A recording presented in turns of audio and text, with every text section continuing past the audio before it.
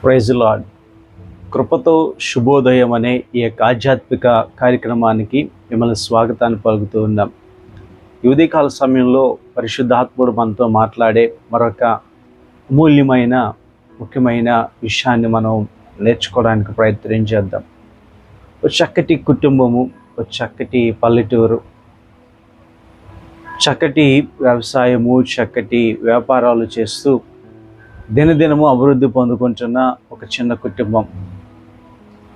యజమానురాలు మందిరానికి వెళుతూ ఉంటుంది. ఆ విశ్వాసమును బట్టి యజమానుడు కూడా తను ప్రారంభించే ప్రతి పని కూడా దైవ సేవకుని పిలిపించి ఆయనతో ప్రార్థన చేయించుకొని ఆ వ్యాపారాలు కానీ ఆ పొలం పనులు కానీ ఆయన ప్రారంభిస్తూ దినదిన అభివృద్ధి పొందుకుంటూ ఉన్నాడు. ప్రతిసారి ఆయన ఏ పని ప్రారంభించినా స్థానిక దైవజనుడిని పిలిచి ప్రార్థన చేయించుకొని చక్కగా ప్రారంభించి మేలులు ఆశీర్వాదాలు పొందుకుంటూ ఉన్నాడు. ఆ సేవకుడు ఒక దినాన్ని అడిగాడు, అయ్యా మీరు పిలిచినప్పుడల్లా నేను వచ్చి మీకు ప్రార్థన చేసి వెళ్తున్నాను, కానీ మీరు ఎప్పుడూ కూడా మందిరానికి రాలేదు, రండి అని అడిగినప్పుడు ఆ యజమానుడు అన్నారు, దేవుడు ఎప్పుడూ కూడా మనందరం చాలామంది మీరందరూ చెప్తూ ఉంటారు కదా, ఎక్కడ ఉన్నారంటారు, ఆ హృదయంలోనే ఉన్నారండి అని అన్నట్టుగా ఆయన కూడా అదే చెప్పారు, ఆ హృదయంలోనే ఉన్నారండి, అందుకని నేను మందిరానికి రాకపోయినా పర్వాలేదు అని అన్నారు. అది నాని సేవకుడు అన్నారు, అయ్యా రాకపోయినా పర్లేదు అనే మాటను అనకూడదు, దేవుని మందిరానికి వెళ్ళి దేవుని స్తుతించాలి అని చెప్పారు. అలా చాలాసార్లు ఆయన చెప్పినప్పటికీ ఆ యజమానుడు ఆ మాటని పెద్దగా లెక్క చేయలేదు. సంవత్సరాలు గడుస్తూ ఉన్నాయి. 5-6 సంవత్సరాలు అయింది ఆయన మందిరానికి సేవకుడు చూస్తున్నారు, వస్తారని పిలుస్తున్నారు, కానీ ఆ యజమానుడు తన వ్యాపారంలో తన డబ్బు సంపాదించుకోవడంలో తాను నిర్లక్ష్యం చేస్తూ ఉన్నాడు. 10 సంవత్సరాలు అయిపోయింది, మందిరానికి రాలేదు. ఒక దినాన్ని ఆయనకి ఒక బలహీనత వచ్చింది. బలహీనతను బట్టి అక్కడ ఉంటున్న స్థానిక వైద్యుల దగ్గరికి వెళ్ళి చూపించుకున్నప్పుడు వాళ్ళు అన్నారు, అయ్యా ఈ బలహీనత ఏంటో అమ్మ మాకు తెలియట్లేదు, ఒక ఉన్నతమైన హాస్పిటల్కి, పెద్ద హాస్పిటల్కి, మంచి మల్టీ స్పెషాలిటీ హాస్పిటల్కి తీసుకెళ్ళండి అని ఆయన సజెషన్ ఇచ్చారు. దానిని బట్టి వారు ఒక పెద్ద హాస్పిటల్కి తీసుకువెళ్ళిన తర్వాత అక్కడ డాక్టర్స్ ఏంటి అని అంటే తెలియట్లేదయ్యా, ఎందుకో బలహీనత కలిగి ఉన్నారు, చాలా ఆరోగ్యంగా ఉండేవాడు కానీ ఎందుకు ఇలా బలహీనుడయ్యాడు అని చెప్పినప్పుడు మనందరికీ తెలిసినట్టుగానే రకరకాల టెస్టులు ఎన్ని చేశారు. ఎన్ని టెస్టులు చేసినా వాళ్ళకి కూడా అంతు చెక్కట్లేదు. కానీ వాళ్ళైతే చెప్పారు, ఇదేదో బలహీనత బాగా ఉన్న రోగం, ఏదో ఇది బాగా పెద్దదే, అంతు చెక్కట్లేదు, ఇంకా కొన్ని టెస్టులు చేయాలి, డబ్బులు తీసుకురండి, ఎంత కావాల్సి వస్తుంది, ₹1,00,000 కావాల్సి వస్తుంది. యజమానురాజు వెళ్ళి యజమాని చెప్పారు, అయ్యా ఇంకా ₹1,00,000 కావాలట, ఏం చేయమంటావు, మనకు డబ్బులు ఎక్కడి అని అంటే, మనం కొనుక్కున్న ఆ పొలం ఉంది కదా, ఆ పొలమును అమ్మే అన్నాడు. ఆ పొలమును అమ్మేసి డబ్బులు తీసుకొచ్చారు. హాస్పిటల్లో ట్రీట్మెంట్ అవుతోంది. మళ్ళీ డాక్టర్లు అడుగుతున్నారు, ఇంకా డబ్బులు కావాలి, ట్రీట్మెంట్ ఇంకా పెంచాలి అని అన్నప్పుడు, అయ్యా ఏం చేయమంటావు అని యజమాని అడిగితే ఆ బెడ్ మీద పడుకొని ఆ యజమానుడు అంటున్నారు, అమ్మా మనకున్న ఇల్లు అమ్మే అని ఆ ఇల్లును అమ్మేశారు. ఇలాగా నెలలు గడుస్తూ ఉన్నాయి. వాళ్ళు కొంటున్న ఆస్తి అంటే పొలాలు కానీ, వ్యాపారంలో సంపాదించినది కానీ, ఇల్లు కానీ, ఇవన్నీ అమ్ముకోవాల్సిన పరిస్థితులు వచ్చేసినాయి. కానీ వైద్యుల మటుకు ఇది ఎందుకు ఈ సమస్య వచ్చింది, ఎందుకు ఈ రోగం వచ్చింది, ఏంటి రోగము అన్నది మటుకు వారు ఇంకా తెలియజేయలేరు. వారి దగ్గర డబ్బులు లేవు, ఇంకా ఇంటికి వచ్చేసారు. ఇంటి దగ్గర ఉండి ఆ నిస్సహాయ స్థితిలో ఆ మనిషి మీద ఉండి ఆ యజమానుడికి ఒక ఆలోచన వచ్చింది. ఆ యజమానురాలను పిలిచి, అమ్మా మన దగ్గరికి తరచూ ఆయా సమయాల్లో వచ్చి ప్రార్థన చేసి వెళ్ళే సేవకుడు ఉన్నాడు కదా, ఒకసారి ఆయన పిలుస్తావా అని చెప్పినప్పుడు ఆ యజమానురాలు సేవకుని దగ్గరికి వెళ్ళి, అయ్యా అయ్యగారు తప్పు అయిపోయింది, ఇదిగో మా పరిస్థితులు ఇలా ఉన్నాయి, ఒక్కసారి మా ఇంటికి వచ్చి మా యజమానుడి కొరకు మీరు చిన్న ప్రార్థన చేయండి, మీ అడుగు మా గృహంలో పెట్టండి, మా కొరకు చిన్న ప్రార్థన చేయండి అని అడిగినప్పుడు సేవకుడు వెంటనే ప్రేమ కలిగిన హృదయంతో ఆ గృహాన్ని చేరి ఆ గృహాన్ని దర్శించి ఆ యజమానితో మాట్లాడుతున్నారు. ఏమైందయ్యా అంటే, ఏం కాకూడదో అవన్నీ జరిగిపోయినాయి అయ్యా. ఏంటంట, ఏమి కాకూడదో అవన్నీ జరిగిపోయినాయి.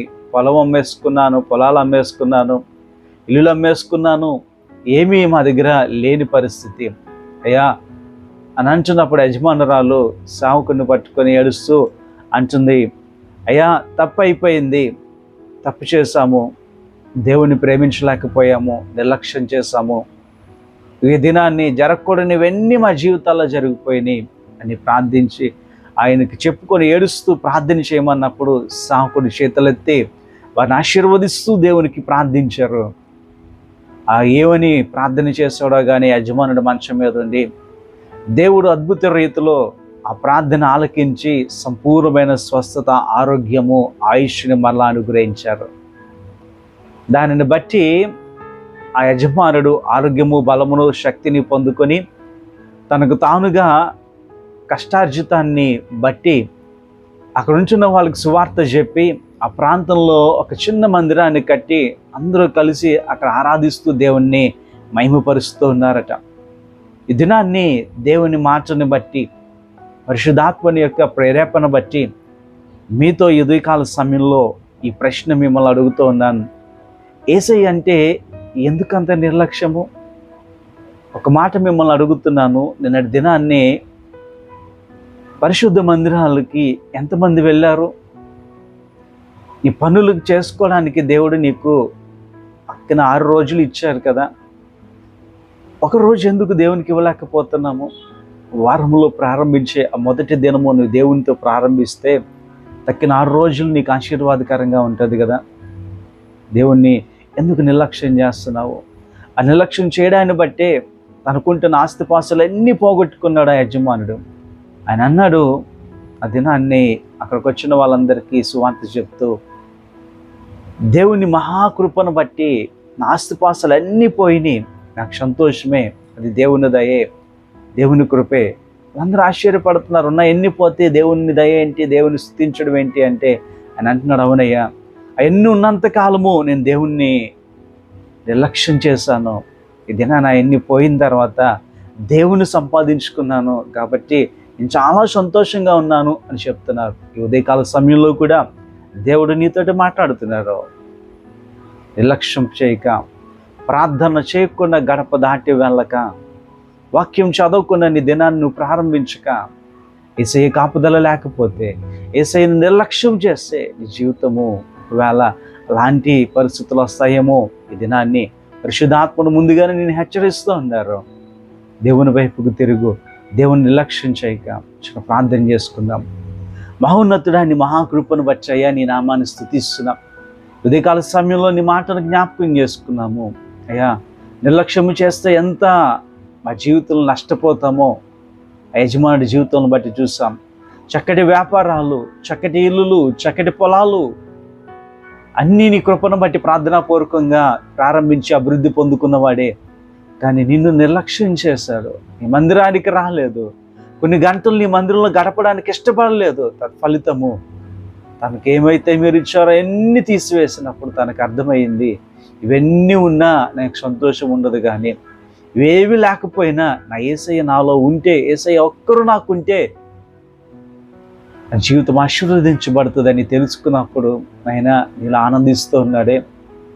నువ్వు గొప్ప దేవుడివి, మరణ ఆలకించిన వాడివి. మరణకరమైన పరిస్థితుల్లో నిస్సాయ స్థితిలో మంచం మీద పడుండి ప్రార్థించినప్పుడు, తన పాపములు ఒప్పుకున్నప్పుడు నమ్మదగిన వాడివి, నీతిమంతుడు గనక మా సమస్త దుర్నీతి నుండి మమ్మల్ని క్షమించే గొప్ప దేవుడివి. అలాగే యజమాని క్షమించిన దేవుడివి. ఇది నా ఉదయకాల సమయంలో మా కుటుంబాల పక్షాన్ని మేము చేస్తున్న ప్రార్థన, మా వ్యక్తిగత జీవితాల పక్షాన్ని మేము చేస్తున్న ప్రార్థన, ఈ ఎడల మేము నిర్లక్ష్యంతో ఉంటున్న గడిచిన దినాలను బట్టి క్షమించమని అడుగుతున్నాము. యేసయ్యా నీ మంచి మనస్సుతోటి మమ్మల్ని క్షమించి ఆ సమస్త దుర్నీతి నుండి మమ్మల్ని దూరపరిచి మళ్ళా నూతన ఆశీర్వాదము, నూతన జీవము, ఈ నూతన దినాన్ని మా అందరికి అనుగ్రహించి కృపతో ఈ శుభోదయాన్ని ప్రారంభిస్తుంటుండగా మమ్మల్ని బలపరచమని ఈ గొప్ప దీవెనల చేత ఈ దినం మేము చేసే పనులు, ప్రయాణాలు, నీ బిడ్డలు చేసే ప్రార్థనలు, వ్యాపారాలు, బిడ్డలు చదువుకునే స్కూల్స్, ఏ కాలేజీకి వెళ్తుంటుండగా నీ కాపుదలు ఇచ్చి మేలు చేయమని, దినమంతట్లోనూ నీ యొక్క దీవెన అనుగ్రహించి ఇంకెన్నడూ నిన్ను నిర్లక్ష్యముగా ఉంచకుండా నీకు మొదటి స్థానం ఇస్తూ, నిన్ను ప్రేమిస్తూ, అన్నీ కోల్పోయినా నిన్నెప్పుడు కోల్పోయే జీవితాలు మాకు ఇవ్వకండి అయ్యా. అట్టి ఆత్మీయ జ్ఞానము దీవెనతో నీ బిడ్డలను, వారి కుటుంబాలు మమ్మలను దీవించమని, అవి ప్రార్థన అంగీకరించమని యేసుక్రీస్తు పరిశుద్ధ నామం అడిగి పొందుకుంటున్నాము తండ్రి. ఆమేన్. శుభోదయం. మరొక అంశంతో, మరొక ఆత్మీయ మాటలతోటి రేపటి దినాన్ని మళ్ళా కలుసుకుందాం. కృపతో శుభోదయం.